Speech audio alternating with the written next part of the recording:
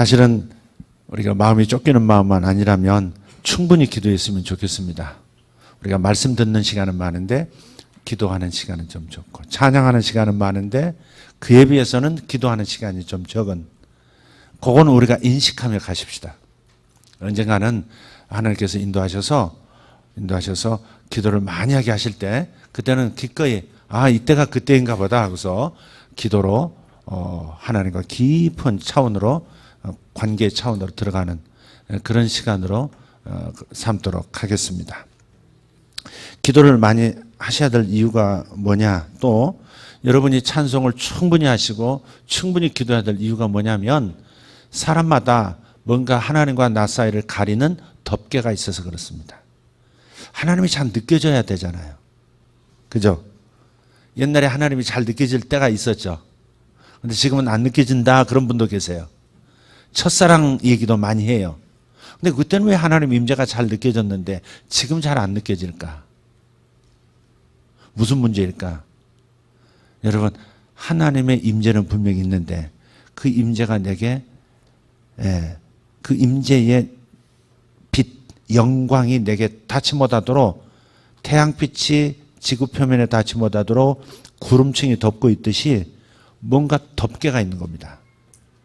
영적인 덮개가 있는 거예요. 하나님도 영적인 세계의 아버지시죠. 영의 아버지시죠. 그러면 영의 아버지와 영의 자녀인 우리 사이에 어떤 영적 존재의 역사들이 있다는 겁니다. 그게 덮개입니다. 덮개. 개인에게도 있고 민족에게도 있고 단체에도 있고 다 덮개가, 가리개가 있어요. 충분히 하나님의 영광이 내게 현시되지 못하도록, 또 느낌을 갖지 못하도록, 임재의 경험을 갖지 못하도록 막는 겁니다. 그게 이사야 25장 7절에 있는 말씀입니다. 이사야 25장 7절을 한번 찾아보시죠.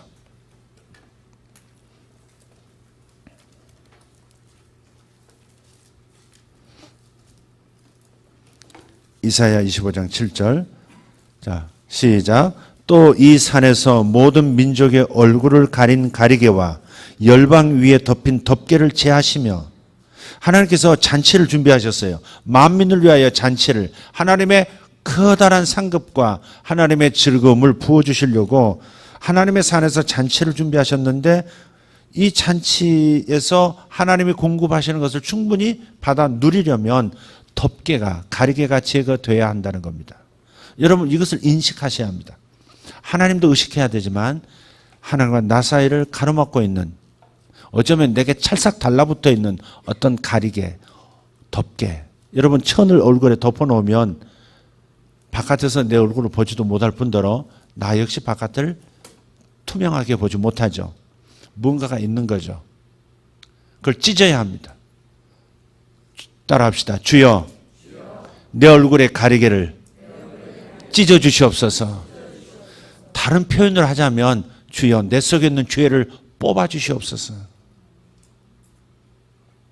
죄를 짓고 회개하고 또 짓고 회개하고 또 짓고 회개하고 하는 것을 반복할 것이 아니라 죄가 뿌리채 뽑혀 나가야 되지 않겠어요?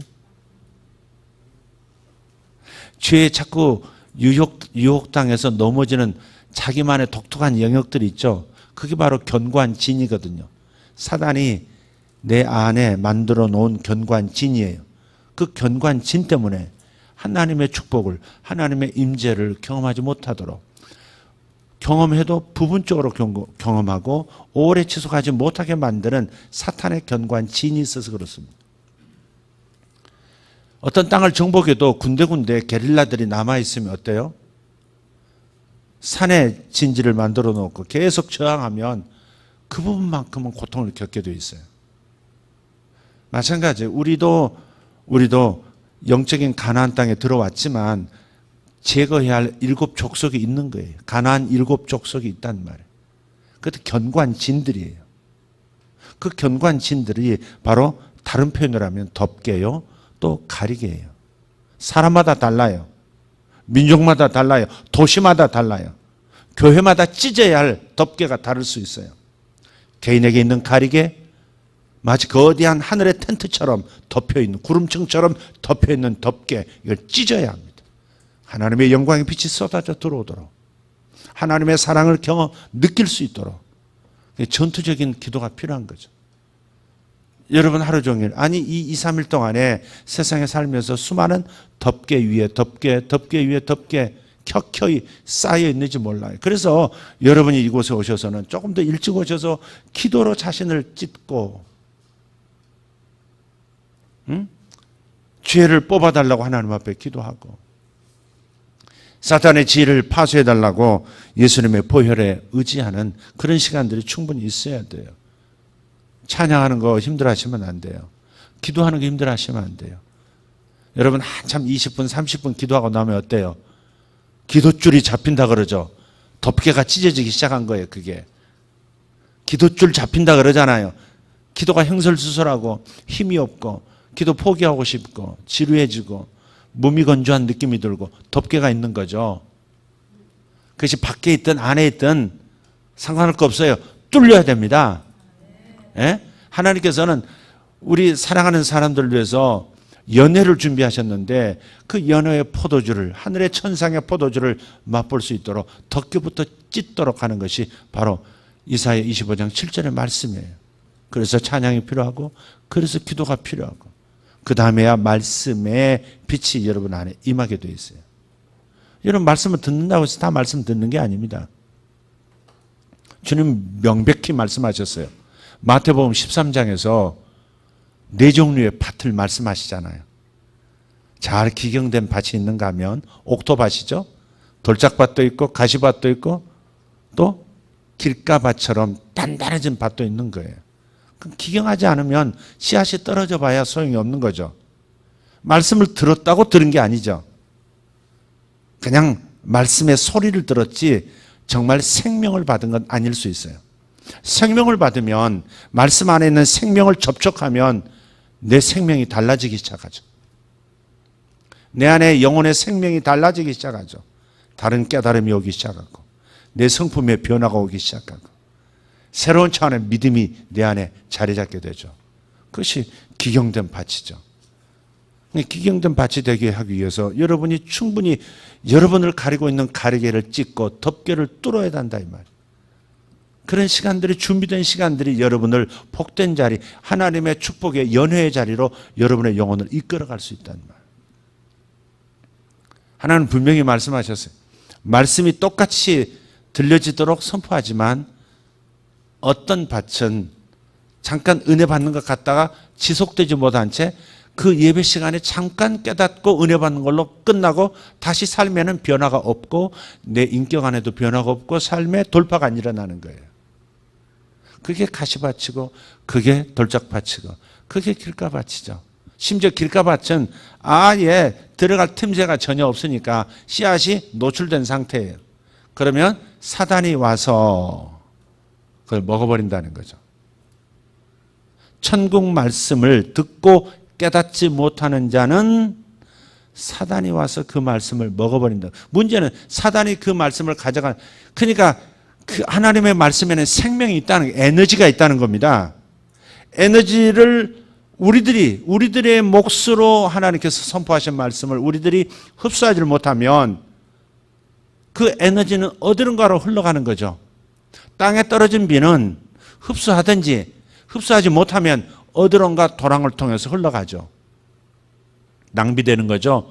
단지 낭비하는 건 괜찮겠는데 사탄이 먹는다 그랬단 말이에요. 이 하나님의 주시는 공급하시는 자녀들에게 주시는 양식을 사탄이 먹어버린다는 말이 뭘까? 참 신비한 말씀이죠. 근데 먹어버리고 끝나는 게 아니라는 거죠. 내 몫으로 주어진 것을 사탄이 취하면 사탄은 그 에너지를 가지고 결국 나를 더 공격하는 거예요. 이해가 되세요? 그러니까 내 몫은 내가 챙겨야지, 챙기지 못한 걸로 끝난 게 아니다 이 말이죠. 사탄이 가져간다는 말이 뭘까? 사탄은 에너지를 흡수하고 뭘 할까? 결국 우리를 압박하는데, 우리를 하나님에게서 너무 멀어지게 만드는데 그 힘을 사용할 겁니다. 분명하게 말하기 어려운 것은 지금 말할 수 있는 시간도 아니고요. 사탄이 어떻게 하나님의 말씀을, 그 씨앗을 새가 와서 먹어버린다 했던 사단이 와서 먹어버리는 그것이 무엇일까에 대해서는 차후에 우리 나누는 말씀으로 하고요. 어찌됐든 간에 내게 주어진 메시지는 절대 내가 놓쳐서는 안 된다는 거죠. 그냥 귀로 듣는 말씀이 되어서는 안 돼요. 여러분 속에 생명을 살려내고 지탱하게 만들고 더 풍성한 삶으로 이끄는 그런 말씀이 되게 해야 돼요. 이런 준비들. 그래서 덮개를 찢고 가리개를 찢고 하나님의 말씀이 충분히, 말씀의 빛이 충분히 내게 들어오실 수 있도록 내 자신을 준비하고 그 믿음으로도 준비하고 그렇게 해야 하는 거죠. 그래서 여러분이 충분히 이 예배 시간에서 전 단계 우리가 찬양하고 기도하는 시간을 소중히 여기자. 지난 수요일에 대략 이런 말씀으로 여러분 말씀드렸습니다. 우리의 정체성이 무엇이냐를 깨달을 때 사람은 전혀 다른 삶으로 들어갈 수 있다는 겁니다. 마태복음 6장 33절에서 먼저 그의 나라와 그의 의를 구하라. 그러면 이 모든 것, 먹는 것, 입는 것, 마시는 것, 삶에 필요한 모든 것을 너희에게 그냥 덤으로 보태주신다 그러셨단 말이에요. 우리는 덤으로 주시겠다는 것을 필사적으로 기도해서 받으려고 애를 쓰고 있죠. 직장 문제, 자녀 문제, 먹고 사는 문제, 노후 문제, 건강 문제, 관계 문제, 모든 것들을 하나하나 기도해서 받는 그런 방식으로 주님을 대해왔고 접근해왔어요. 하나님의 손에 있는 그 무엇을 받기 위해서 우리는 열심히 노력하고 심고 애쓰고 봉사하고 해왔단 말이에요. 그러나 주님은 혁명적인 말씀을 하신 거예요. 먼저 우선순위, 먼저 하나님의 나라를 구하면, 하나님의 나라가 뭐라고 그랬죠? 하나님의 나라는 하나님이 통치, 하나님의 통치, 하나님이 내 인생의 왕이 되어 주심, 그게 하나님 나라라고 그랬어요. 하나님 나라는 가시적인 게 아니고 하나님 나라는 하나님 그분이 나의 하나님이 되어주시는 것이고 내 인생의 주인이 되시고 내 인생의 왕이 되셔서 나의 삶의 모든 것을 선하신 왕께서 통치해 주실 때 진짜 풍성한 삶으로 들어갈 수 있는 거죠. 하나님 나라와 그분이 주시는 의를 먼저 구하라는 거죠. 그러면 나머지는 이것은 하나님 통치를 받는 사람에게는 저절로 따라오는 문제라는 거죠. 사람이 걸어가면 그 뒤에 그림자가 따라오듯이 이 모든 것이 우리가 정말 소중하게 생각하는 이 모든 것, 현실 속에서 필요로 하는 이 모든 것들은 그냥 그림자처럼 옵션으로 포함되어 있다는 겁니다. 숙소 들어가기로 계약하면 아침 식사, 그 다음에 거기서 이 온천 하는 거, 기타 등등, 이게 다 옵션에 들어가 있어서 그냥 따라 들어오는 건데 우리는 그것을 주로 집중해서 구하고 있는, 그것을 통해서 하나님과 관계를 자꾸 맺으려고 하는 거죠. 그러지 말라는 거죠. 그럼 하나님이 나의 왕이 되어 주신다는 것은 하나님이 누구냐? 하나님은 전사시라는 거죠. 하나님은 군대 장관이시라는 거예요. 그래서 이스라엘 백성들을 애굽에서 끄집어내실 때 그 오합지졸 같은 노예로서 제대로 된 근성 하나 없는 그 오합지졸을 가리켜서 여호와의 군대, 나의 군대라고 그래요. 이게 하나님의 목적이거든요. 아담도 이 땅에 보내실 때 전쟁을 목적으로 보내신 거예요. 왜? 창조 이전에 존재했던 사탄의 반역, 그 영물들, 하나님을 반역한 영물들을 영원한 범죄자로 만들어서 영원한 불못으로 격리시키는, 하나님의 창조 세계에서 완전히 몰아내는데 하나님의 그 영적 전쟁을 대리할 군사로서 하나님은 아담을 창조하셨고 아담을 에덴에 배치하신 것이죠. 그래서 정복하고 다스리고 지키라고, 샤마르, 울타리를 쳐서 잘 지켜라. 왜? 적이 있기 때문에 그런 거죠.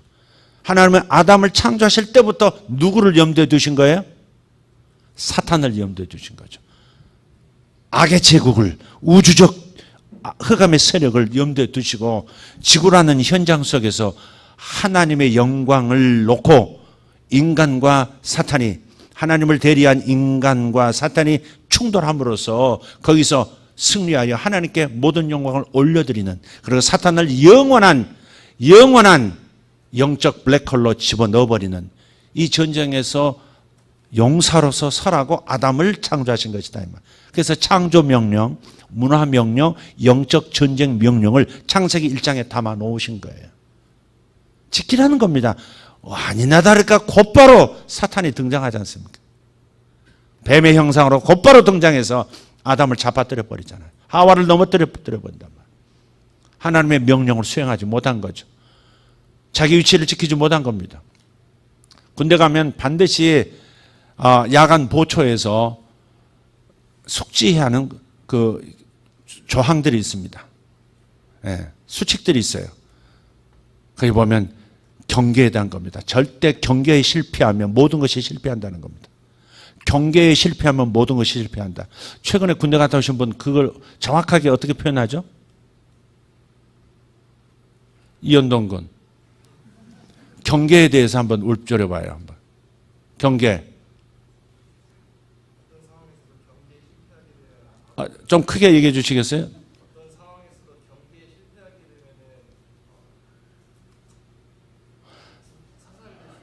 꿀보직이라 제대로 지금 군대 생활을 못한 겁니다.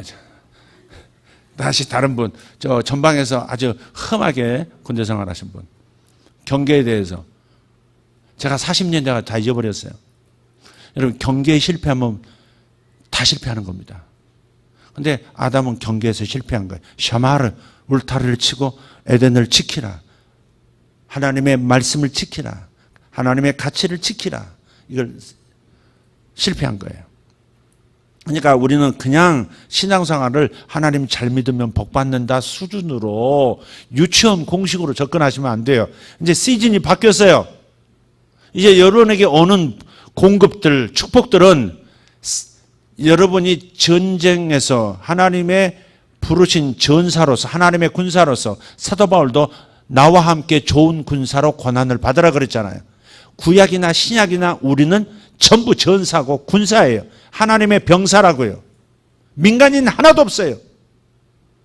하나님이 우리를 구원시킨 것은 하나님 나라를 지켜내고 지탱하고 그리고 순환하고 그리고 하나님의 영광을 드러내도록 영적 전쟁을 수행할 군사로서 부르신 거예요. 내 정체성을 분명히 하지 않으면 안 돼요. 민간인처럼 사고하면 안 돼요. 민간인처럼 구하시면 안 돼요. 군인은 이런 믿음이 있죠. 내가 군인으로서 내 직무를 충실히 감당하면 먹을 거, 입는 거, 자는 거 다 보장한다. 그렇지 않습니까? 우리나라 군대가 하도 좀 열악해서 충분히 보상의 경험이 여러분 없죠. 시간만 뺏어간 것 같고 2년 날린 것 같아서 그런 생각이 있을 수 있는데 하나님 나라 군대에 편입이 된 하나님 나라의 호출을 받고 하나님 나라 병사로서 인생을 헌신한 사람들의 보상은 영생이 거기에 따른 것이고 그리고 이 모든 것을 너에게 그냥 주시겠다고. 너희들이 구하지 않아도 이 모든 것은 저절로 따라올 것이라고. 그렇게 말씀하고 계시는 엄청난 보상입니다.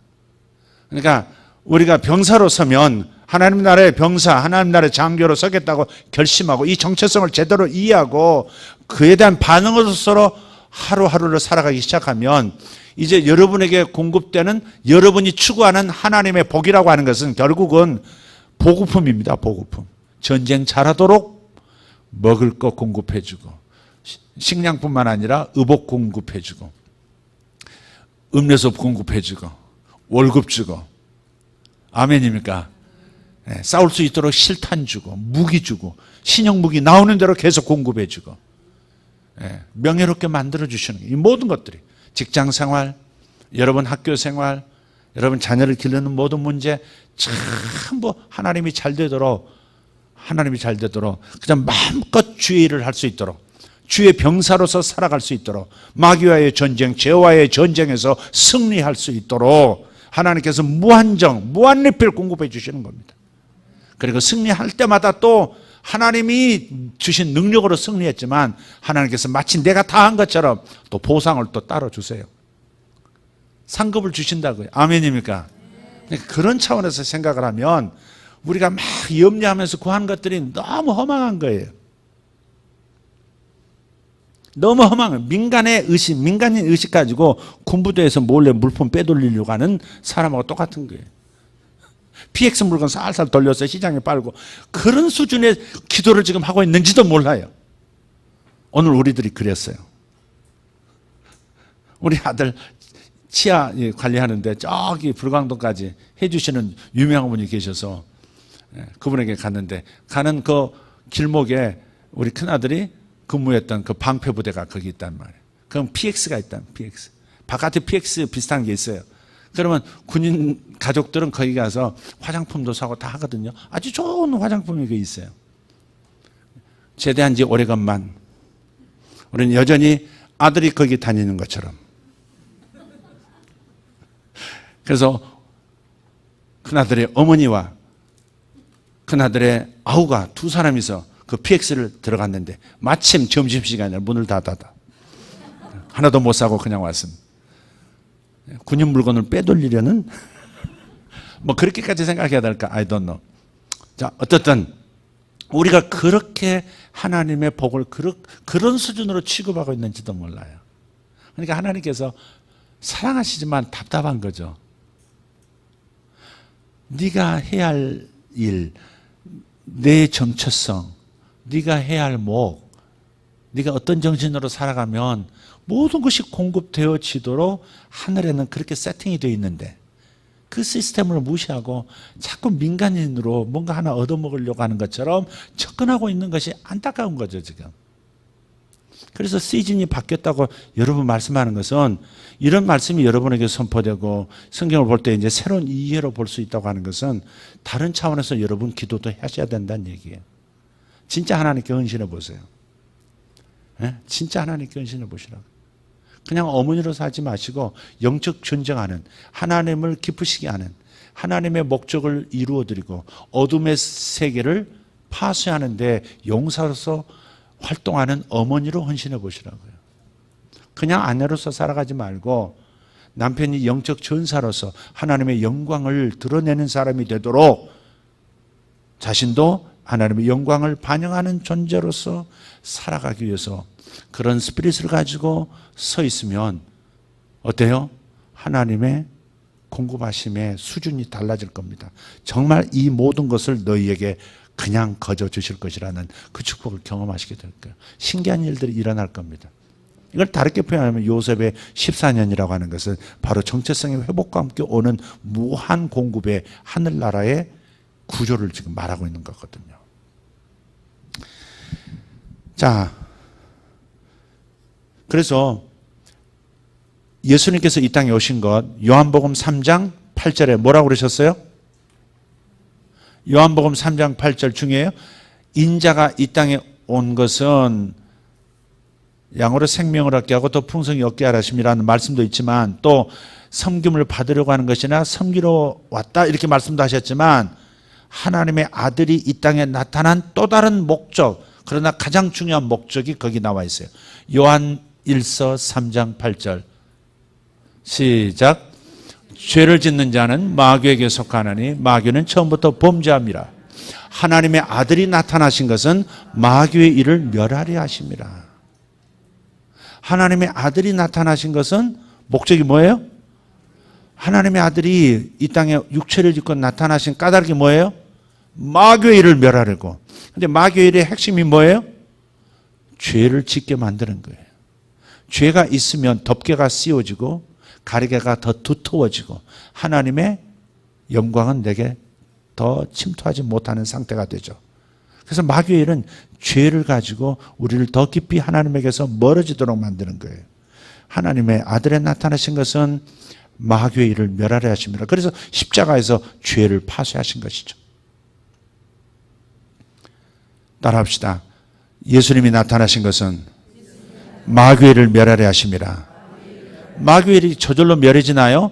전쟁을 통해서 멸해지는 거죠. 예수님 십자가에 달리신 것은 엄청난 전쟁을 치르신 겁니다. 저희들 선교 나가잖아요. 그냥 나가는 거 아닙니다. 사실 엄청난 전쟁의 결과들을 보게 되는 겁니다. 우리가 선교 가서 감동받고 몇 천만 원씩 헌금하고 작정하고 도와주고 세워주고, 어? 이번에 공부 잘하면 아이들 대학 보내주겠다고 약속하고 오고, 이런 것들이 그냥 돈 가지고 해결하는 문제가 아니에요. 이상하게 필리핀 가면, 제가 이번에서 깜짝 놀랐어요. 목사님은 왜 필리핀 오시면 자꾸 아프십니까? 한 번도 안 아프신 적이 없습니다 그러더라고요. 필리핀을 5번 갔는데 목사님은 필리핀 오실 때마다 왜 이렇게 아프세요? 그러고 생각해 보니까 다른 나라에서 그렇게 아픈 적이 별로 없거든요. 거의 없어요. 근데 필리핀 갈 때마다, 이번에도 갔다 와서 가던 날부터 심한 기침을 앓고 지금까지 지금 후유증이 있어요. 그래서 이게 단순하게 기후가 변동되는 것에 따르는 육체의 그 어려움이라고 할 수도 있겠지만 그냥 예사로운 것 같지는 않아요. 확실히 어떤 영적 전쟁의 어떤 그 후과들이 육체로 나타나는 경향도 있습니다. 여러분 가면 교회가 서잖아요. 많은 사람이 세워지고 교회가 든든해지고 교회가 희망을 갖고, 그 가난한 필리핀 사람들이 희망을 갖고 일어설 수 있도록, 그건 전쟁을 통해서 거두는 열매들입니다. 그건. 그래서 영적 전쟁, 하나님께서 전쟁하는 전사로서 우리를 불렀다, 이 사실을 여러분이 놓치는 순간부터 여러분 기도는 너무 헛발질하는 게 많을 거예요. 왜 기도에도 응답이 많이 없을까? 왜 이렇게 기도를 많이 하는데, 약속을 믿고 기도하는데 왜 응답이 없을까? 근본이 지금 개념이 다른 거예요. 하나님의 목적과 내 목적이 전혀 다른 방향을 가리키고 있어서 그럴 수 있어요. 아들이 오신 것은 마귀와의 전쟁을 통해서 마귀의 일을 멸하려고 하시는 목적을 가지고 이 땅에 오신 거예요. 그렇다면 예수를 따르는 자, 예수쟁이들의 목적도 마귀의 일을 멸하는 것이어야 하고 마귀의 종들의 일들을 멸하는 것이어야 합니다. 전사의 기질을 가지고 일어서야 하는 거예요. 돈을 버는 것도, 공부하는 것도, 결혼하는 것도, 자녀를 양육하는 것도, 모든 것이 다 영적 전쟁입니다. 자식하고 싸우지 말고 죄와 싸우고 흑암의 세력과 싸우고 잘못된 마귀가 이 땅에 뿌려놓고 정착시킨 수많은 철학들과 잘못된 사상들과의 싸우는 것이죠. 삶의 태도가 달라져야 하고 삶의 자세가 달라져야 합니다. 더 이상 사사로운 삶을 사는 게 아닙니다. 각각 자기 일을 힘쓰고 살아가는 것 같지만 마음속에 있는 스피릿은 그게 아닙니다. 내 인생은 없다. 오직 주님의 목적이 내게 있을 뿐. 오직 주님의 꿈이 내 안에 있을 뿐. 내 인생, 사사로운 인생은 없는 것이다. 다 신학교 가란 말 아닙니다. 신학교 간다고 해서 다 뭐 전사가 되는 것도 아닙니다. 세상을 다 몰고 들어가는데 신학교 들어갔다고 해서 전사가 되겠습니까? 그렇잖아요. 애굽에서는 나왔지만 애굽이 그 마음속에 있으니까 40년간 방황하잖아요. 우리 기도 생활이 그렇게 방황한다는 것은 어쩌면 우리 속에 정말 잘못된 개념, 전사로서, 영적인 군사로서 부름받은 자가 민간인으로서 살려는 의식을 가지고 있어서 그런 겁니다. 그러니까 하나님한테 얻어먹는 것밖에 없는 거예요. 하나님한테 얻어먹는 거예요. 자식으로서 아버지를 시원하게 하고 아버지 일을 감당하고, 그래서 장자로서, 장남으로서 아버지의 모든 것을 이어받고 모든 것을 쓸 수 있는, 하늘과 땅의 모든 권세를 가지고 일할 수 있는, 모든 것을 부릴 수 있고 물질을 부릴 수 있고 사람을 부릴 수 있는 그런 권세를 가지고 사용할 수 있는 장자의 자세는 아니다 이 말이죠. 그 장자가 군사로서의 태도를 가지고 사는 사람을 장자라고 할 수 있겠죠. 자, 그래서 하나님께서 이런 삶을 살라고, 예수님께서도 마귀의 일을 멸하시는 일을 십자가에서 크게 마귀의 머리를 밟는 일을 하셨고 나머지 몸뚱이 깝대기 짚는 너희들이 벗겨라 그러신 거잖아요. 보통 뱀 잡을 때 어떻게 해요? 다시 한번 해드릴게요. 뱀 하면 징그러우니까 뱀장어로 할게요. 꼼장어로. 제가 어렸을 때 아버님이 몸이 약하셔가지고 외삼촌이 시골에서 뱀장어를 막 잡아가지고 또 들통에 얹어가지고 이렇게 오셔요. 직접 잡더라고요. 어렸을 때 이렇게 보니까 이런 널빤지에다가 대못을 아래서 위로 꽂아요. 그런 다음에 양동에서 뱀장 한 마리 꺼내가지고 그냥 그대로 머리 쪽을 잡아가지고요. 대못 있죠? 그냥 꽂아요. 몸부림을 치죠. 그래도 이미 꽂혔기 때문에 꼼짝 못합니다. 그럼 그 몸뚱이를 싹 잡아가지고 목을 이렇게 칼로 이렇게 살 껍질 쪽을 이제 땁니다. 그리고 그쪽 잡고 쭉 벗기면 홀라당 벗겨져요. 그러니까 주님께서 여인의 후손이 뱀의 머리를 밟을 것이요. 그 십자가로 뱀의 머리를 콱 찍어버린 겁니다. 사탄이 꼼짝 못하도록. 법적으로 지금 하나님의 아들을 죽였잖아요. 무죄한 자를 죄인으로 만들어 죽였잖아요. 그게 나중에 드러났잖아요. 그래서 마귀가 완전히 머리가 꿰인 겁니다. 그게 머리가 짓밟힌 거예요. 근데 몸뚱이까지 밟아주시지 왜 머리만 밟아가지고 왜 우리가 이렇게 사탄한테 시달리고 죄도 짓고 이렇게 사느냐고 이제 불평하죠? 아니에요. 그렇지 않으면 우리에게 상급도 없고 우리가 훈련도 되지 않고 우리 속에 뭐가 있었는지도 모르고. 그래서 주님께서 사탄의 세력 아직 이렇게 우리가 사는 세상 속에 아직 그대로 활동하도록 놔두신 것은 우리들은 나머지 깍두기 벗기라는 거거든. 뱀이 물 수는 없잖아. 이미 머리를 십자가의 못으로 박아버렸으니 우리를 결정적으로 물을 수는 없단 말이에요. 그러니까 우리는 껍질만 벗기면 되는 게. 아무도 아멘 안 하시네요. 오늘 가셔서 꼼장을 한번 잡숴보시든지 하여간. 그래서 하나님의 아들이 나타나신 것은 이렇게 마귀를 멸하려 하심이라 그랬어요. 중요한 일을 해놓으셨어요. 나머지는 우리가 해야 돼요. 주님께서 마태복음 28장 19절 이하에 보면 이렇게 말씀하시죠. 한번 읽어볼까요? 그러므로 너희는 가서 모든 민족으로 제자를 삼아 아버지와 아들과 성령의 이름으로 세례를 주고 그 다음 내가 너희에게 분부한 모든 것을 가르쳐 지키게 하라.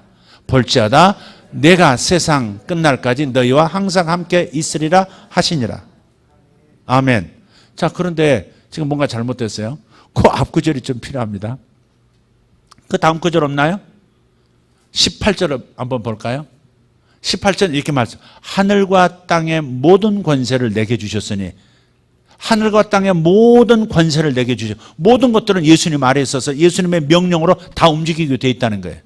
그런데 왜 이런 권세를 주셨어요? 인간 예수에게 왜 이런 권세를 주셨어요? 마귀를 멸하는 십자가 일에 충성하셨기 때문에 하늘과 땅의 모든 천사들을 움직이고 땅의 만물들도 움직일 수 있는 권세를 아들에게 주신 거예요. 믿습니까? 따라서 우리가 물질을 움직이고 사람을 움직이고 우리의 미래를 움직일 수 있는 능력자가 되려면 우리 역시도 마귀를 멸하시는 주님의 뒤를 따라서 우리의 몫을 해야 하는 겁니다. 병사로서 살아가자 이 말이에요. 그러면 하나님께서 모든 것을 공급해 주시고 보급품 플러스 승리가 있을 때마다 보상 하나님 우리에게 주시는 겁니다. 아멘. 이런 패러다임으로 우리 생각이 바뀌어야 돼요.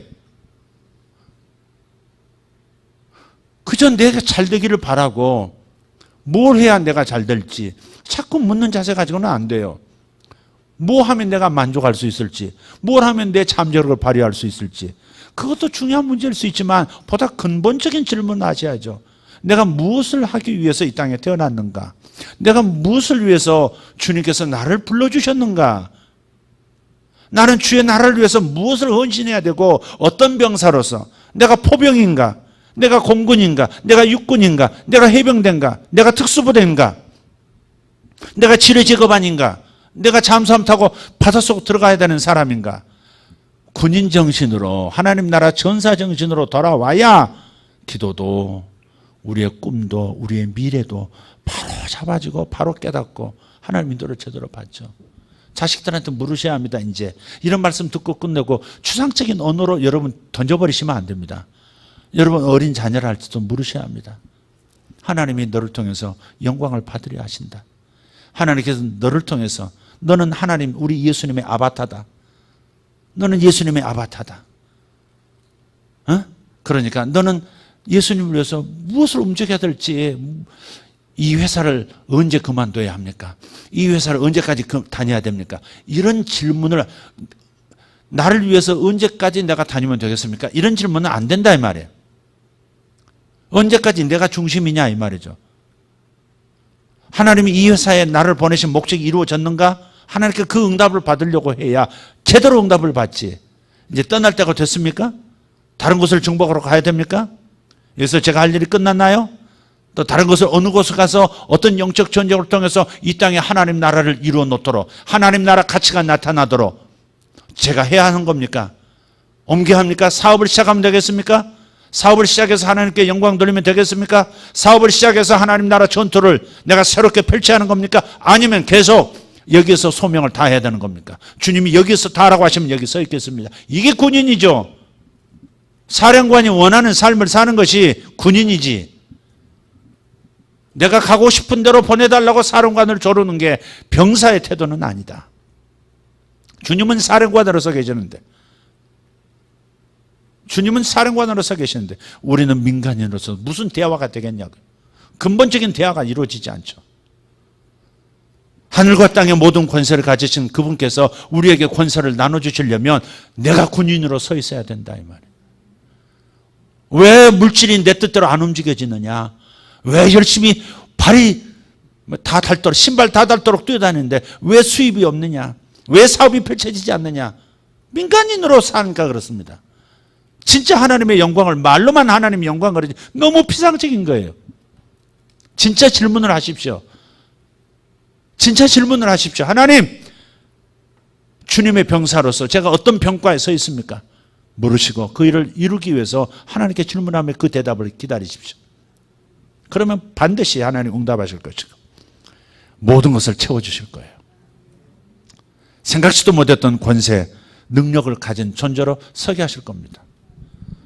오늘 사실은 3대 명령과 함께 하나님께 주시는 창세기 1장에 나타나는 4대 축복 나누려고 했는데 서론이 여기까지 길어져 버려서 할 수가 없겠습니다.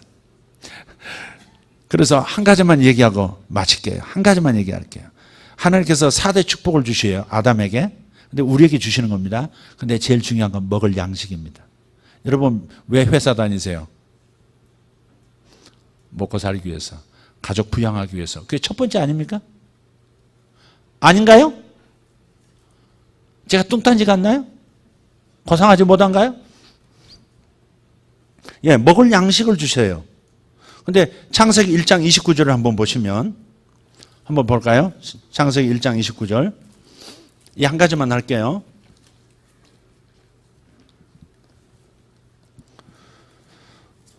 읽겠습니다. 하나님이 이르시되 내가 온 지면에 씨 맺는 모든 채소와 씨 가진 열매 맺는 모든 나무를 너희에게 주노니 너희의 먹을 거리가 되리라. 아멘. 왜 하나님은 먹을 양식을 주셨을까? 먹고 살아야 하니까. 육체를 가졌으니까. 그죠? 또 먹는 기쁨, 먹는 즐거움을 주시기 위해서 하나님께서 먹을 양식을 주신 거예요. 여러분 매트릭스라는 영화를 보면 모피어스가 내민 파란 약과 빨간 약 중에서 빨간 약을 먹은 친구 하나가 드디어 이 세상은 호구의 세상이었구나. 매트릭스 안에 내가 여지껏 속고 있었구나. 그래서 현실 세계로 나와요. 현실 세계에서 기계와의 전쟁을 하는데 근데 그 전쟁이 너무 고달파. 먹는 것도 멀건 기계와의 전쟁. 세계는 기계로 덮여있는 인공지능으로 덮여있는 상황에서 그냥 멀건 죽만 먹어야 하는 인간 현실이 너무 힘드니까 매트릭스 기계 안에 있는 프로그램하고 이 딜을 합니다. 더 이상 나는 이 삶 못 살겠다. 다시 바보가 되고 싶다. 그냥 매트릭스 안에 들어가서 가짜가 진짜인 것처럼 살고 싶다. 매트릭스 안에 들어가면 멋진 차가 있고 멋진 아파트가 있고 그래서 멋진 수많은 맛있는 음식. 그게 뭐야? 전기 부호들인데 그게. 먹는 음식 자체도 무슨 전기 부호들이라고요. 매트릭스를 봤어야 이게 대화가 되지 이게. 너무 영적이라 전부. 근데 그 친구가 그렇게 말해요. 결국 배신하지만 죽지만은 그 먹은 거 먹으면서 이렇게 말합니다. 더 이상 나는 이 음식 먹고 못 살아. 나는 다시 매트릭스 안으로 들어갈래. 그렇게 얘기하는 겁니다. 어쩌면 우리도 그럴 때가 있죠. 네, 먹는 즐거움이 크다는 걸 지금 얘기하는 겁니다. 하나님께서 먹는 즐거움 주신 게 너무 감사해요. 여러분 금식 한번 해보세요. 세상 살맛 안 납니다. 솔직히 금식 들어가면 먹는 낙으로 여지껏 살아왔구나를 절실히 느낍니다. 안 그렇습니까? 금식을 해봤어야지. 금식 한 열흘만 해봐요. 진짜 낙 없습니다. 오직 하나님께 부르짖어 하나님의 은혜의 쾌감 외에는 아무 낙이 없습니다. 예. 뭐 시간 보낼 때도 없고요. 유일하게 낙이 있다면 물 마시고 잠자는 거 외에는 없습니다. 근데 먹는 즐거움이라는 게 그렇게 큰 거거든요. 근데 저 오늘 본문을 보시면 참 이상한 표현이 29절과 30절이 좀 달라요. 29절은 사람에게 축복하실 때 먹을 것을 주노라 하실 때 씨 있는 뭐죠? 씨 맺는 채소와 씨 있는 열매 맺는 모든 나무를 너희에게 먹을거리로 주노라 그랬단 말이에요. 그런데 씨가 있는 열매, 씨가 있는 채소라 그랬단 말이에요. 그 다음 30절에 보면 모든 다른 피조물, 동물들에게는 그냥 풀을 주노라 그래서 끝났어요. 씨란 말이 없어요. 여기서 우리는 좀 깨닫는 게 좀 있어야죠. 여기에 나타난 아담에게 축복하시는 이 모습은 땅에 있는 모습은 보이지 않는 영의 세계보다 원본을 카피해서 만든 세계거든요. 히브리서 11장에 보면 뭐라고 나왔어요? 보이는 것은 보이지 않는 것으로 말미암아 존재한다고 되어 있어요. 그러니까 보이지 않는 하늘의 식양을 따라서 보이는 세계, 물질 세계가 지어진 거예요. 따라서 아담을 만드시고 아담에게 먹을거리를 이렇게 축복으로 이렇게 두실 때에 하신 말씀은 다분히 보이는 세계만을 위해서 선포하신 말씀이 아니고 보이지 않는 세계의 하나님의 또 다른 겹쳐 있는 보다 원론적인 하나님의 목적을 가지고 물리적인 세계에서 먹을 것을 선포하고 계시는 거예요. 그런데 사람에게 주는 것은 반드시 씨가 있는 채소, 씨가 있는 열매 맺는 모든 나무예요. 반드시 씨가 들어가요. 예수님께서도 이 땅에 오셔서 아까 마태복음 13장에서 천국 말씀이라고 표현할 때 말씀을 씨앗이라고 표현했거든요. 하나님 나라의 씨앗. 근데 그 씨앗이 어떤 형태로? 말씀의 형태로 존재하는 거예요. 근데요, 요 씨는요, 반드시 형체를 가져야 합니다. 모든 종류의 씨앗들은 반드시 씨앗에게 있는 생명을 담아내고 지탱하고 그리고 나눠줄 수 있는 구조물을 가져야 돼요. 그래서 씨앗은 땅에 떨어지자마자 빨리 형체를 만들기 시작해요. 뿌리를 막 뻗기 시작하고 뿌리가 일단 어느 정도 형성되면 위로 막 흙을 뚫고 싹이 올라오고 싹이 올라오면 갑자기 옆으로 막 푸른 잎이 퍼지기 시작하고 그러면서 줄기가 쭉 뻗기 시작하고 형체를 빨리빨리 만들어요. 그러니까 씨앗 안에는 반드시 형체가 담겨 있는 거예요. 근데 형체가 구조가 없이 씨앗만 있으면 생명을 담아낼 수가 없다고요. 씨앗이 그대로 땅속에 있으면 그냥 썩어서 없어져 버려요. 그러니까 씨앗은 부지런히 형체를 만드는 거예요. 그러니까 씨앗과 형체는 같이 가는 겁니다. 다른 표현을 할게요. 형체를 구조라고 할게요. 뭐든지 생명에는 구조가 뒤따르지 않으면 생명은 소멸돼 버려요. 그 하나로 끝난다 이 말이에요. 우리가 먹는 밥알로 끝나버려요. 반드시 구조를 이루어야 돼요. 벼라고 하는 구조를 이루어야 생명이 지속되고 생명이 다시 분열되는 겁니다. 그래서 생명의 순환이 이루어지는 거예요.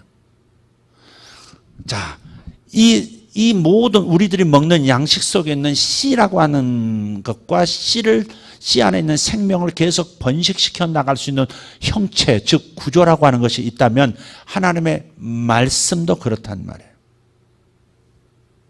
하나님의 말씀을 씨라고 했다고.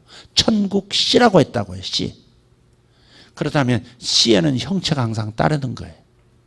하나님의 각각의 모든 말씀에는 형체가 있는 거예요. 잘 들으세요. 여러분 저기 뒤에 듣고 계세요? 다 들으셨으면 좋겠어요. 모든 말씀들이 씨인데 씨에는 반드시 형체를 이루어서 생명을 표현해내야 하는데 그래야 생명이 유지가 되고 계속 순환이 되는 건데 하나님의 말씀의 씨앗도 마찬가지다. 말씀 안에는 말씀마다 독특한 형체가 나타나게 돼 있단 말이에요. 그래서 사람에게만은 씨 있는 것을 먹으라는 거예요. 왜 씨 있는 것을 먹으라고? 왜 씨 있는 음식을, 씨 있는 그 식물들을 양식으로 주셨을까? 보다 높은 차원의 말씀을 하고 있는 거예요, 지금. 하나님의 말씀이 씨의 형태로 너희에게 주어질 때 이 씨는, 이 말씀의 씨앗은 반드시 성취하는, 반드시 형체를 이루는 능력이 그 안에 있다 이 말이에요. 그가 채찍에 맞음으로 너희가 나음을 입었나니 라고 말씀할 때는 그 말씀 안에는 반드시 병들을 고치는 능력이 형체로서 나타나게 돼 있단 말이에요. 항상 기뻐하라 이렇게 말씀하실 때는 기뻐하게 하는 능력이 그 말씀 자체 안에 있는 거예요. 기뻐해야 될 텐데, 기뻐해야 될 텐데, 그래야 주님이 기뻐하실 텐데, 그러면서 기뻐하려고 노력하는 문제가 아니라 믿음의 문제예요. 각 말씀의 씨앗 안에는 그 말씀을 이룰 수 있는 형체가 그 안에 다 내재되어 있어요. 그러니까 그 말씀을 믿음으로 취하고 믿음으로 선포해야 돼요. 그러면 기쁨이 내 안에서 샘솟듯 솟아오르기 시작하는 거죠. 환경과 상관없이 말이에요. 자식이 방황하고 자식이 속을 썩임에도 불구하고 자식이 나에게 염려를 줌에도 불구하고 하나님의 기쁨으로 기뻐할 수 있는 거죠. 아멘? 하나님 나라는 먹고 마시는 데 있는 것이 아니라 의와 평강과 희락이라. 희락은 기쁨을 말하잖아요. 말씀, 모든 말씀마다 그 말씀대로 살아낼 수 있는, 그 말씀을 표현해낼 수 있는 구조가 그 안에 다 내재되어 있어요.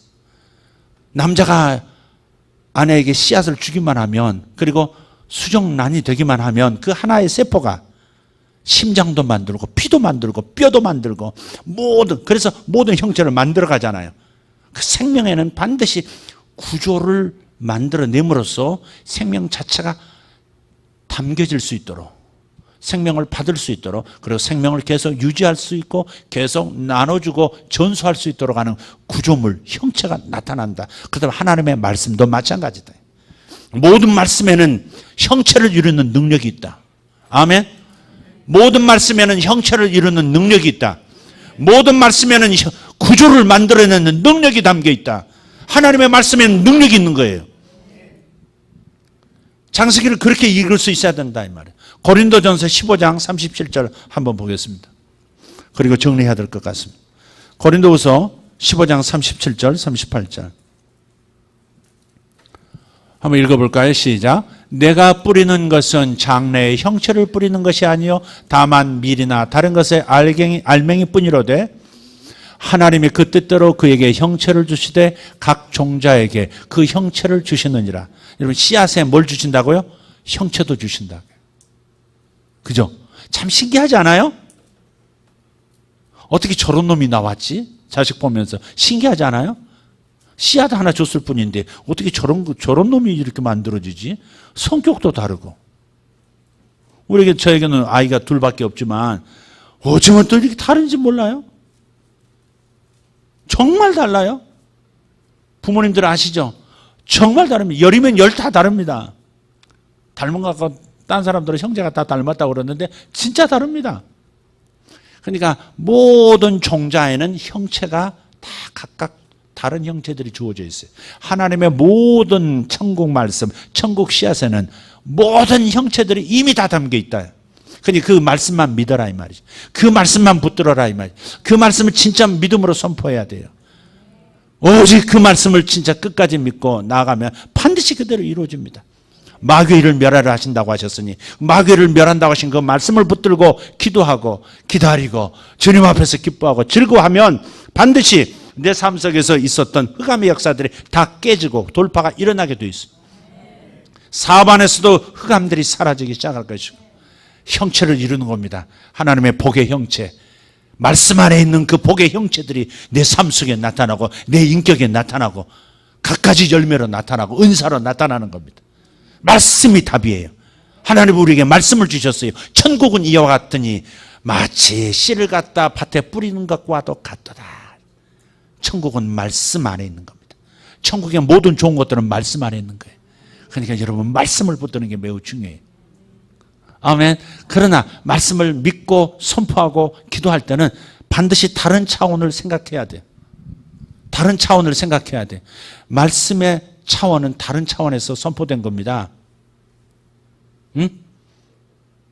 천국 말씀이라 그랬잖아요. 천국은 하나님 나라 수준에서 선포된 말씀이에요. 거기서는 시간도 없고, 아니 시간도 있고, 아니 다시 모든 시간이 거기 있고 아무 시간도 없는 그 장소. 여러분 영원히 산다. 하나님은 영원하시다 할 때 영원이 뭐예요? 시간의 끝없는 연속성? 그게 영원일까요? 아니에요. 그래서 여러분 반드시 인터스텔라라는 영화를 보시라니까요. 그래야 대화가 돼요. 인터스텔라를 꼭 보셔야 합니다. 과학의 열매들이 그 안에 막 녹아내려 있어요. 그러니까 대화가 여러분 이해력이 하나님 말씀에 대한 이해력이 더 확 열리게 돼 있단 말이에요. 하나님은 그런 걸 통해서 말씀하시거든요. 깨닫게 하시거든요. 베드로후서 몇 장인가? 3장이죠. 베드로후서 3장 8절에 보면 죽게는 하루가 천년 같고 천년이 하루 같은 이 사실을, 이 한 가지 사실을 잊지 말라 그랬어요. 딴 거 잊어도 좋다. 이 한 가지 잊지 말아라 그랬어. 이 한 가지를 잊지 말라 그랬어요. 이건 중요하지 않았죠? 한 번도? 그 구절을 읽으면서 한 번도 중요하게 생각한 적 없죠? 이 한 가지를 잊지 말라. 뭘? 주님에게는 하루가 천년 같고 천년이 하루 같다는 거예요. 주님에게 하루는 인간 역사의 천년하고 맞먹어. 이게 무슨 말이에요? 인터스텔라를 봐야 된다니까. 블랙홀로 막 끌려 들어가는 주인공이, 블랙홀로 끌려 들어간 주인공이 이미 우주에서 21년을 보내고 지나가는 자기를 봐요.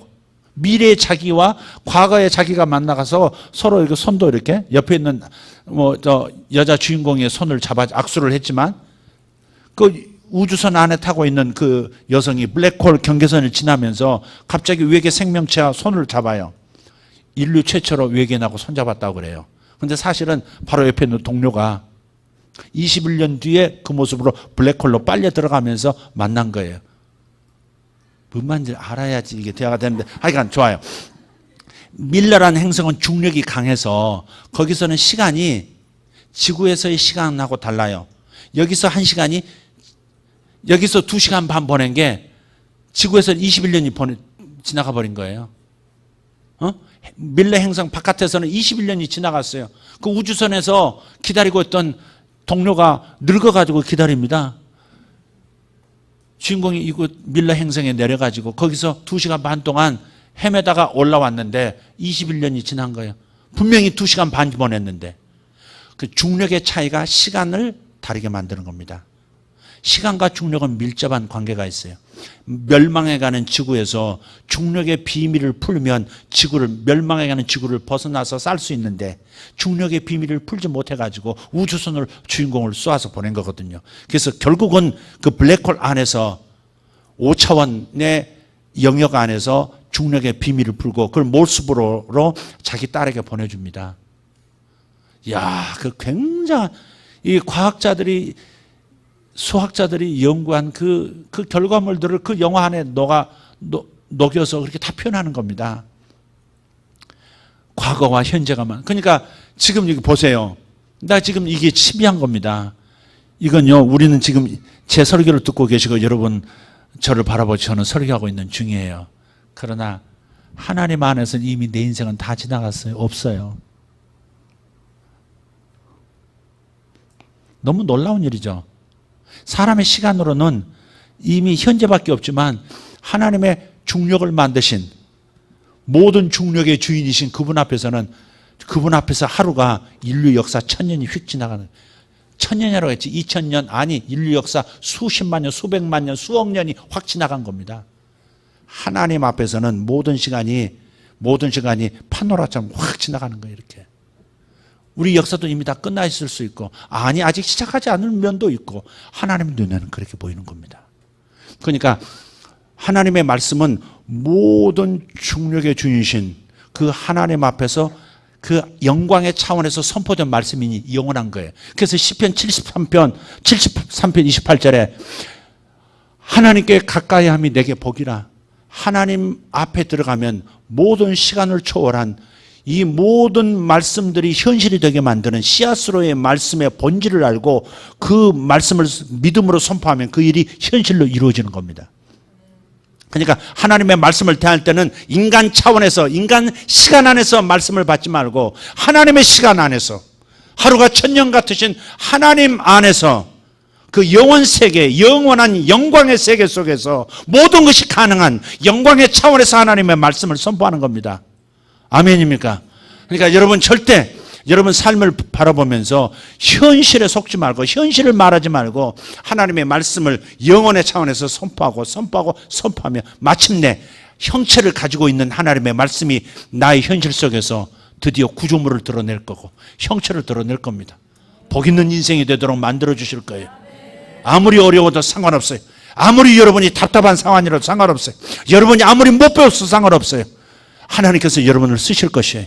하나님의 말씀의 종으로서 여러분이 어떤 말씀을 붙들고 어떤 말씀을 비전으로 삼든지 간에 그 말씀을 꼭 붙들고 확실하게 믿고 영혼의 차원에서 선포하고 영혼의 차원에서 기도 제목으로 삼고 나가면 반드시 여러분의 현실에 우리의 현실 가운데 말씀은 형체를 가지고 나타나게 되어 있습니다. 아멘입니까? 그래서 기도할 때 우리 차원에서 기도하지 말고 하늘 차원에서 기도하세요. 땅에서 기도하지 말고 우리의 믿음을 저 하늘로 보좌 우편, 보좌 앞으로 가서 영혼을 이미 다 한 손에 쥐고 계시는 그분 앞에서 형체를 만들어내시는 하나님의 말씀을 고백하면서 기도하는 겁니다. 그러면 훨씬 더 응답이 빠르게 역사되는 것을 보게 될 거예요. 할렐루야. 이 얘기는 다음에 좀 더 자세히 하도록 하겠습니다. 좀 더 자세히 할 필요가 있습니다. 충분하게 여러분에게 설명을 못 했습니다. 지금 기도하기를 원합니다. 에스겔 37장에 보면 하나님께서 수많은 뼈들이 가득한 골짜기로 에스겔을 데리고 가십니다. 그리고 에스겔에게 물으세요. 에스겔아, 이 뼈들이 능히 살겠느냐? 에스겔이 뭐라고 대답하죠? 뭐라고 대답합니까? 살 겁니다. 아니, 뼈들이라니까. 죽은 뼈들, 말라붙은 뼈들, 검게 그을른 뼈들이 이 뼈 저 뼈가 다 섞여 있어. 수십만 개의 뼈들이 골짜기를 이루고요. 머리뼈는 저 영등포에 가 있고 정강이뼈는 저기 구파발에 가 있고 막 이런 상황 섞여 있는 상황이에요. 근데 이 뼈들이 능히 살겠느냐 물으세요. 에스겔이 뭐라고 대답해요? 주께서 하시나이다. 주께서 하시나이다. 그러니까 여러분 모르겠거든. 주께서 하시나이다. 이래야지. 주여 안 됩니다. 이렇게 말하지 말라 이 말이지. 자기 눈으로 안 되지 이게. 이 뼈가 능히 살겠느냐. 아니 이미 죽어가지고 백골이 됐는데 뭐 살긴 뭘 살아. 끝났는데. 그러나 하나님의 차원은 다르다니까요. 하나님의 차원은 이미 이들이 뼈가 되기도 전에 이미 살아있을 때의 모습도 이미 보고 계세요. 동시에 보고 계시고 이들이 이 뼈들이 나중에 진토가 돼서 흙이 된 것도 다 보고 계세요. 하나님의 차원은 그런 차원이에요. 5차원만 돼도 모든 시간을 초월해서 볼 수 있는 거예요. 그래서 그렇게 대답하는 겁니다. 주께서 하시나이다. 그러니까 에스겔이 지혜로운 거 딱 한 가지가 있어. 부정적인 말은 안 했다는 거예요. 주여 너무 어렵습니다. 이런 말 안 해요. 야, 네 집안이 일어서겠느냐? 주여 가망 없습니다. 이런 말은 안 했다 이 말이에요. 그러니까 우리가 그런 말은 네 자식이 잘 되겠느냐? 주여 꼴을 보면 안 되겠나이다. 절대 그런 말을 안 한다 이 말이에요. 너 승진 되겠느냐? 너 좋은 직장 가겠느냐? 네가 원하는 직업 갖겠느냐? 주여 안 되겠습니다. 밀어줄 사람이 없습니다. 이런 말은 절대 안 한다. 여러분 우리가 해야 할 일은 오직 영원 차원에서 선포된 모든 일을 형체를 다 가지고 있는 다 뭔가를 이룰 수 있는 하나님의 말씀, 그 말씀만 대언하시면 되는 거예요. 우리가 해야 할 일은 말씀을 대언하는 일일 뿐이지 현실을 가지고 된다 안 된다, 하나님의 능력이 개발할 수 있다 없다 이런 말 할 필요가 없다 이 말. 해서도 안 된다 이 말이에요. 에스겔에서 배울 것은 반드시 그겁니다. 절대 현실을 고백하지 말라는 겁니다. 네가 결혼할 수 있겠느냐? 주께서 하시나 이렇게 말하세요. 일단 그렇게 말하시는 게 부정적인 말이야. 목구멍까지 주여 나이가 벌써 9수가 3번 거듭나고 4번째입니다. 뭐 이렇게 여기까지 올라와도 절대 그 말을 하지 말라 이 말이에요. 결혼 안 하고 싶은 마음이 있거든. 그렇게 말해도 된지. 주여 안 잊을 것이 없나이다. 이렇게 말해도 괜찮아. 소원이 없다면. 그러나 절대 주여 9수가 벌써 4번째 지나가고 있사옵니다. 이렇게 말하지 말라. 주께서 아시겠나이다. 이렇게 말해요. 그럼 주님께서 말씀하실 거예요. 이 구절로 너를 축복하노라. 씨앗을 딱 뿌려주실 거예요. 딱 뿌려주실 거예요. 무슨 말씀을 뿌려주실까? 롯을 보라. 롯이 아니지. 롯은 망한 영혼이지. 롯을 보라. 이렇게. 보아스가 있느니라. 그런 말 주실 수도 있다 이 말이죠. 비올라의 땅에 들어가리라. 헵시바의 춤을 추리라. 이런 말씀을 주실 때가 있어요. 그럼 그 말씀을 대언하면 되는 거예요. 절대 내 속에서 나오는 말, 절대 인간 차원에서 보여지는 것을 고백하지 말까. 그것이 에스겔서에서 보여주시는 하나님의 지혜예요. 주께서 하시나 안 되겠거든 그저 주께서 하시겠나이다. 제가 원하는 직장 갈 수 있겠나이까. 아니 주님께서 네가 네 소원이 이루어질 것 같으냐. 도저히 안 될 것 같아. 그럼 어떻게 대답해야 돼요? 주께서 하시나이다. 그래서 기다려. 그럼 주님께서 대언하라 하면서 말씀을 주셔요. 빼들아 모여라 대언하라고 말씀을. 그럼 빼들이 착착착 모이기 시작해요. 힘주라 돋아라. 그러면 힘주라 돋아라 대언하면 되는 거예요.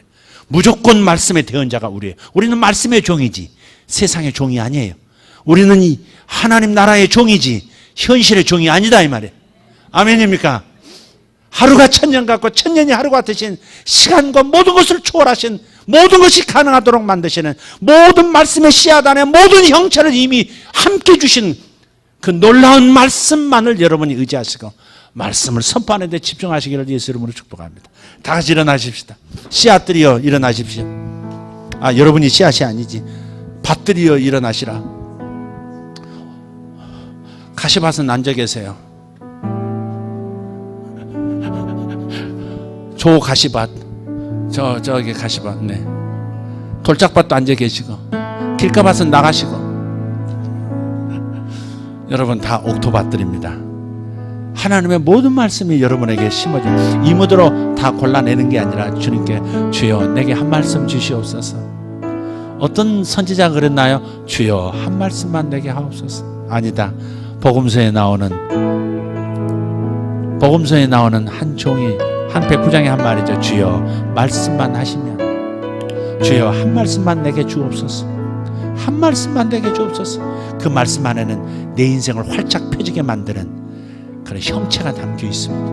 능력이 담겨 있습니다. 주여 내가 얼마나 부정적인 사람이었는지, 얼마나 말씀의 종이 아니라 사단의 말의 종이었고 세상의 사상의 종이었고 세상 자연적 법칙의 종으로 살아왔습니다. 이제부터 그렇게 살지 않겠습니다. 오직 영혼 차원에서 선포되신, 영혼 차원에서 누구든지 받아먹을 수 있는, 누구든지 형체를 이루고 형상을 이룰 수 있는 거대한 축복의 말씀의 종이란 사실을 오늘 깨달았습니다. 주여 제가 말씀의 종으로 살겠습니다. 한 말씀 주시옵소서. 한 말씀 주시옵소서. 내 자녀를 향한 말씀을 주시옵소서. 아버지 나를 향한 말씀을 주시옵소서. 아버지 하나님 주의 영광을 위한 말씀을 주시옵소서. 아버지 주의 목적의 말씀을 내게 한 말씀 주시옵소서. 제가 무슨 일을 이루어야 할 사람인지 주님의 영적 전쟁의 말씀을 내게 주시옵소서. 한 말씀을 내게 주시면 그 말씀으로 흑암의 세력과 마귀의 세력과 싸우겠습니다. 하나님의 말씀이 이 땅에 이루어지도록 하나님 제가 통로가 되겠습니다. 하나님 제가 거룩한 밭이 되겠습니다. 말씀의 밭으로서 살겠습니다. 옥토밭이 되어 하나님의 모든 말씀이 이루어지게 만드는 거룩한 받쳐진 종이 되게 주여 저를 드립니다. 주님 오늘 말씀하여 주시옵소서. 양들에게 말씀하여 주시옵소서. 성도들에게 말씀하여 주시옵소서. 말씀이 떠오르게 하여 주시옵소서. 아버지 하나님, 하나님의 비밀, 천국의 비밀을 아는 자들을 되라고 말씀하셨는데 말씀의 비밀을 아는 자가 천국의 비밀을 아는 자입니다. 아버지, 말씀의 비밀은 말씀들 안에 각각의 형체가 담겨 있고 말씀을 품으면 형체가 나타나는 것을 아버지 천국의 비밀이라 오늘 말씀하셨습니다. 주님 역사하여 주시옵소서. 주님 기도합니다. 주님 기도합니다. 하나님 한 말씀을 우리에게 주시옵소서. 한 말씀을 우리에게 주시옵소서. 주님 앞에 기도합니다. 주님 앞에 기도합니다. 저는 말씀의 종입니다. 오직 말씀의 종입니다. 오직 말씀의 종입니다. 말씀의 종입니다. 주여 할렐루야. 주님 감사합니다. 주여 감사합니다. 하나님 우리 아버지 감사합니다.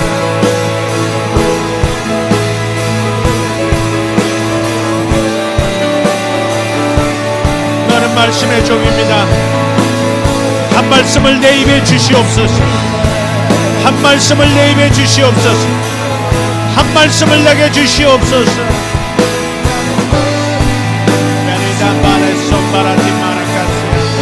하나님 감사합니다. 한 말씀을 내게 주시옵소서. 한 말씀을 내게 주시옵소서. 오늘 주의 이름을 부르며 기도합시다. 주여, 주여, 주여. 말씀을 입에 넣어 주시옵소서. 말씀을 입에 넣어 주시옵소서. 베드로에게 천국 열쇠를 주시더니 베드로가 하나님 오순절을 열었고 베드로가 이방인 사역을 열었습니다. 한 말씀을 주시면 말씀이 인생의 형체로 나타납니다. 하나님의 말씀은 인생의 형체로 나타납니다. 주여 감사합니다. 한 말씀을 우리에게 주시옵소서. 주여 감사합니다. 각각의 말씀 안에 담긴 각각의 형체들을 보기를 원합니다. 하나님은 사랑이시라. 하나님은 사랑이시라. 하나님은 사랑이시라. 하나님은 사랑이시라. 하나님은 사랑이시라. 주여 감사합니다. 하나님은 사랑이시라. 아멘.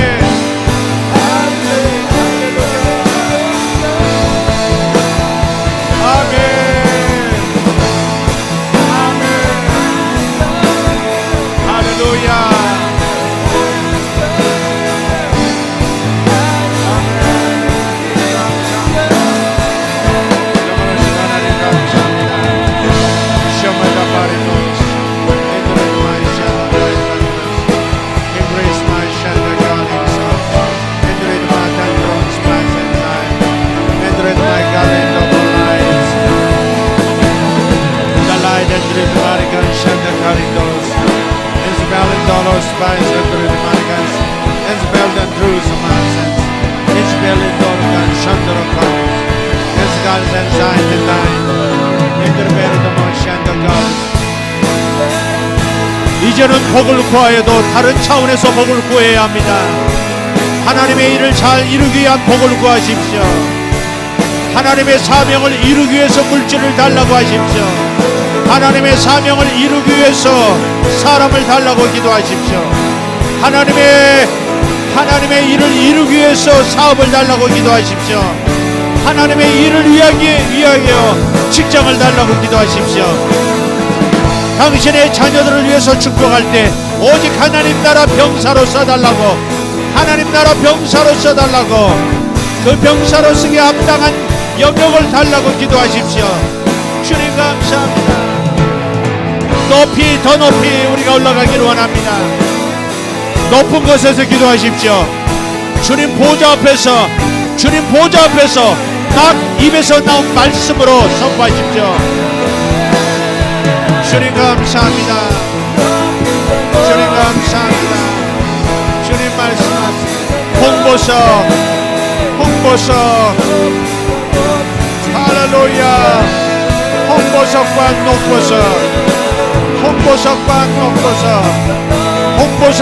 녹보석 주님 감사합니다. 홍보석과 녹보석 주님 붉은 보석과 녹색의 보석 하나님의 영상 오직 하나님의 나타나심 오직 하나님의 영상 홍보석과 녹보석 할렐루야. 홍보석과 녹보석 하나님의 보좌 하나님의 영상 하나님의 보좌 할렐루야. 홍보석과 녹보석 주님 감사합니다. 홍보석과 녹보석으로 이루어진 하나님의 영상 제가 원합니다. 하나님의 영상 하나님 주님이 나타나시기를 원합니다. 주님이 친히 나타나 주옵소서. 나타나 주소서. 더 높이 나타나시고 또 나타나 주시옵소서. 주님 주님 감사합니다. 샬라마타 마라스 옐레바리아 도마라가시아라마타이 엔델라니마 센도로드마카리 도마로시알라타이 Entret Biden Loros Padalajan Toro. Engardo Malay and Tron the Mazen. Increases and died and Drus Kamalatin. Hallelujah. 홍보석과 녹보석으로 하나님의 모습이 홍보석과 녹보석 같더라. 주마나가시 온도로트메니가스 인도로트메니가스 오로반 타일랜드 인도로트모르가스 주님 감사합니다. 주님 감사합니다. 할렐루야. 우리 하나님 찬송합니다. 우리 하나님 찬송합니다. 우리 하나님 감사합니다. 할렐루야 할렐루야. 우리 하나님 찬송합니다.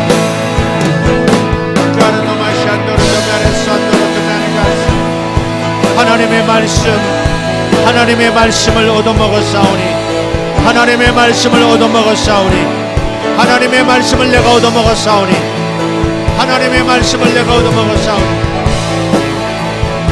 하나님 주님이 시키시는 일은 뭐든 하겠사오니 주님 모든 것을 공급하옵소서. 성도들을 이제 하나님의 병사에게 공급하시듯 공급하여 주시옵소서. 하나님 병사들에게 보호품을 주시옵소서. 저들이 살아갈 수 있도록 하나님의 병사들에게 축복하소서. 하나님의 군대에 축복하소서. 하나님의 군대에 축복하소서. 하나님의 군대에 주여 축복하소서. 주님 역사하소서. 주님 감사합니다. 셰메다바란 선더러드베르가스 인가리 샬론다리 온다스 요벨라이 샨드르드 마르가시 안다리가 헬로단드라 제틀란스 엔솔로 We praise my 샨드르드 마르가스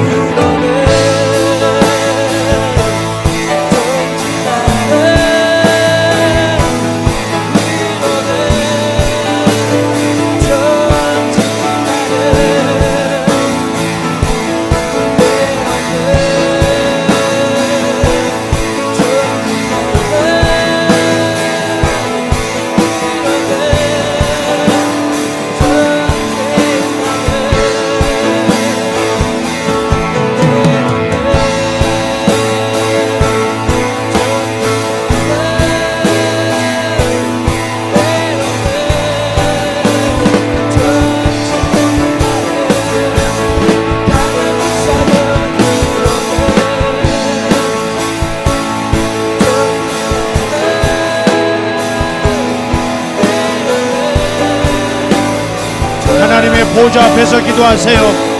하나님의 보좌 앞에서 기도하세요. 땅에서 기도하지 말고 하나님의 보좌 앞으로 나가서 기도하세요. 하나님 바로 앞에서 기도하세요. 우리는 하나님의 자녀입니다. 아버지 앞에서 기도하세요. 영의 세계에서 기도하세요. 높은 차원에서 기도하십시오. 보좌 앞에서 기도하십시오. 모든 만물을 아래로 두시고 보좌 앞에서 기도하십시오. 주님 감사합니다. 할렐루야.